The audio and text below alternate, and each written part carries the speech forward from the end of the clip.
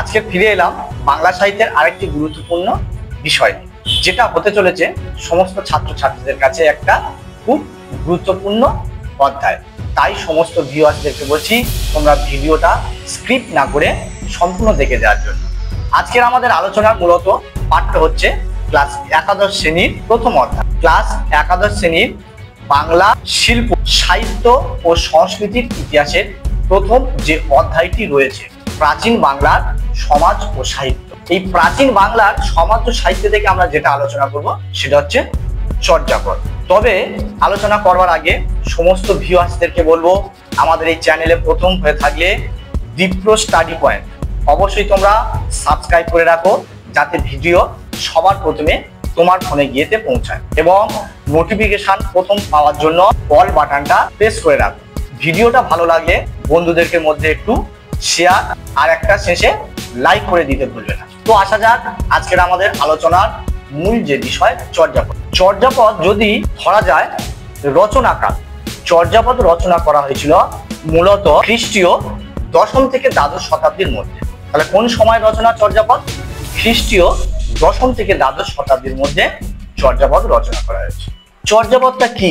প্রাচীন বাংলা ভাষার একমাত্র সাহিত্য নিদর্শন হলো চর্যাপদ। তাহলে চর্যাপদ প্রাচীন বাংলা ভাষার প্রথম সাহিত্য নিদর্শন। এটা আবিষ্কার করেছিল, কে আবিষ্কার করেছিল? মহামোহ হরপ্রসাদ শাস্ত্রী। কোথা দিয়ে উদ্ধার করেছিল? 1907 সালে নেপালের রাজ দরবার থেকে উদ্ধার করেছিল। কি বললাম?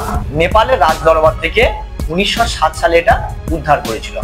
তখন এর নাম কি ছিল? তখন এই গ্রন্থটির নাম ছিল চর্যাচর্য বিনিয়স্ত্র। এরপর 1916 সালে এই পুঁথিটি সংশোধন করে পরিমার্জনা করে গ্রন্থাগারে বের হয়, গ্রন্থাগারে প্রকাশ করা হয়। কোথা দিয়ে প্রকাশ করা হয়েছিল? বঙ্গীয় সাহিত্য পরিষদ থেকে প্রকাশ করা হয়েছিল। 1916 সালে বঙ্গীয় সাহিত্য পরিষদ থেকে এটা প্রকাশ করবার সময় নাম কি দেওয়া হয়েছিল? এই গ্রন্থটির তখন নাম দেওয়া হয়েছিল হাজার বছরের পুরানো বাংলা ভাষা বৌদ্ধ গান ও দোহা। এই চর্যাপদের টিকাকার কে ছিল? চর্যাপদের টিকাকার ছিল মুনি দত্ত। চর্যাপদের যে টিকাকার গেল মুনি দত্ত, টিকার নাম কি ছিল? নির্মল গিরা টিকা। এই যে চর্যাপদ তিব্বতী ভাষায় অনুবাদ করেছিল, চর্যাপদটা তিব্বতী ভাষায় অনুবাদ করা হয়েছিল। কে অনুবাদ করেছিল? প্রবোধ চন্দ্র বাগচি। এবার আমাদের আসছে এই যে চর্যাপদের ভাষা। চর্যাপদ দশম থেকে দ্বাদশ শতাব্দীতে রচনা করা হয়েছিল। চর্যাপদের কোন ভাষায় রচনা করা হয়েছিল? চর্যাপদের ভাষা অনেকে বলে সন্ধ্যা ভাষায় লেখা, অনেকে বলে সান্ধ্য ভাষায় লেখা, আবার অনেকেও বা বলে এর ভাষা অনেকটা বোঝা যায়, অনেকটা বোঝা যায় না। এই কারণে আবার কেউ কেউ আলোক আধারী ভাষাও বলে থাকে। চর্যাপদের মোট পদকর্তা ছিল 24 জন। পদকর্তা বা রচয়িতা তাহলে কতজন ছিল বললাম? 24 জন পদকর্তা ছিল। এই যে চর্যাপদ যারা লিখেছে তাদেরকে পদকর্তা বা পাদ বলা হয়। এই কয়েকজন পদকর্তার নাম আমরা দেখে নেব বা শুনে নেব। লুইপাদ, কান্নপাদ, চাটিলপাদ, ভূষকপাদ, সরহপাদ, কুক্কুরিপাদ। কান্নপাদের এর মধ্যে 12টি পদ রচনা করেছে। ভূষকপাদ 8টি পদ রচনা করেছে।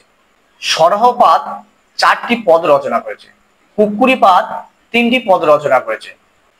এবং লুইপাদ, শান্তিপাদ, সবরপাদ 2টি করে পদ রচনা করেছিল।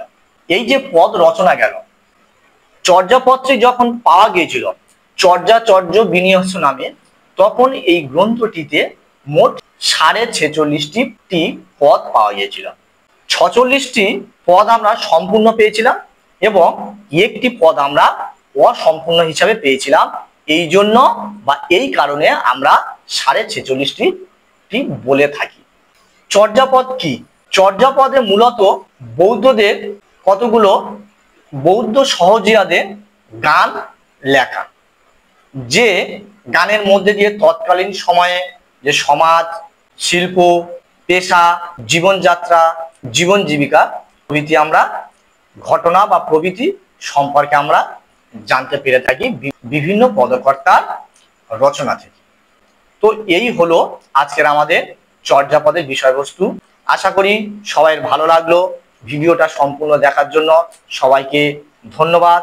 যদি এখান দিয়ে কারোর কোনো প্রশ্ন জেগে থাকে তাহলে কমেন্ট করে অবশ্যই জানাবে।